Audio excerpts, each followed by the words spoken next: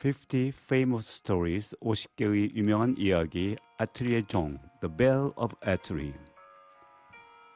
Atri is the name of a little town in Italy. It is a very old town. A long time ago, the king of Atri bought a fine large bell and he hung it up in a tower in a marketplace. A long rope was fastened to the bell. It reached almost to the ground. The smallest child could ring the bell by pulling on the rope. "It is the bell of justice," says the king. When at last everything was ready, the people of Atri had a great holiday.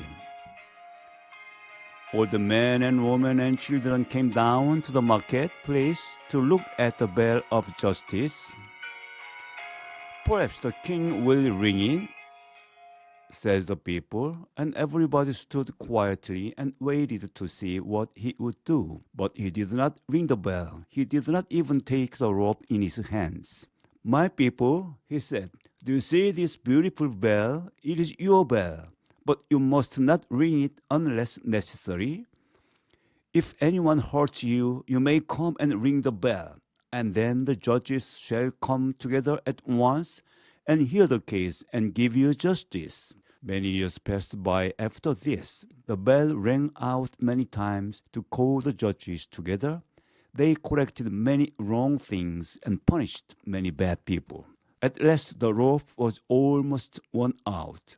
The lower part of it was untwisted, and some of the strands were broken. It became so short that only a tall man could reach it. "This is not good," said the judges one day. "What if someone does something wrong to the child? The child could not ring the bell to let us know it." "Let me fix it for you," said a man who stood by. He ran into his garden and soon came back with a long grapevine in his hands. "This will do for a rope," he said. Then he climbed up and fastened it to the bell. The thin vine had its leaves and tendrils and reached to the ground. Now on the hillside above the village, there lived a man who had once been a brave knight. When he was young, he had ridden through many countries and had fought many battles. His strong and noble horse had been his best friend during the fight. But as the knight grew older, he didn't want to ride into battles. He didn't want to carry brave actions. He only thought of gold. He became a miser. At last he sold all that he had except his horse. Day after day he sat among his money bags and planned how he might get more gold. And day after day his horse stood in his bare stall, half starved and shivering with cold. "Why should I keep that lazy horse?" said the miser to himself one morning. "Every week it costs me more to keep him than he is worth. I might sell him, but no one wants to buy him. I cannot even give him away.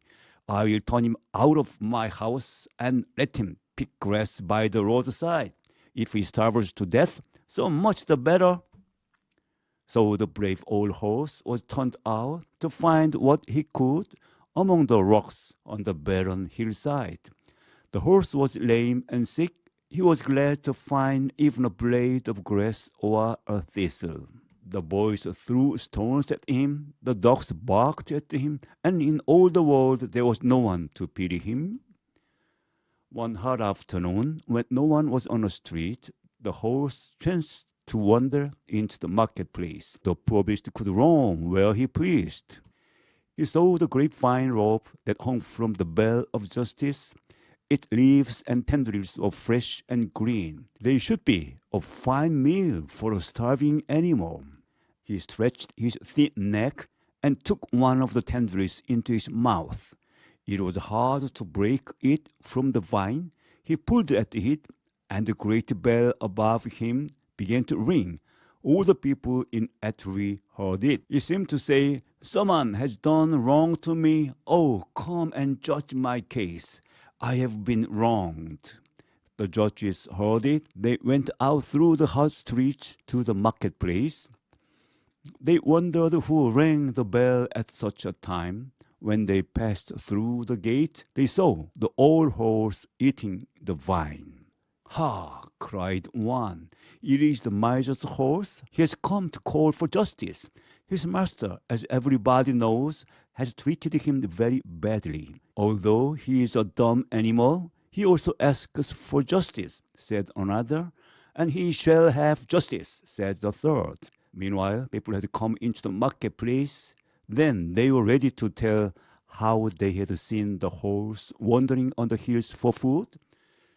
They were ready to tell how they saw him unfed and uncared for, while his master sat at home counting his bags of gold. "Go bring the miser before us," says the judges. And when he came, they bade him stand and hear their judgment. "This horse has served you well for many years," they said. "He has saved you from many dangers. He has helped you gain your wealth.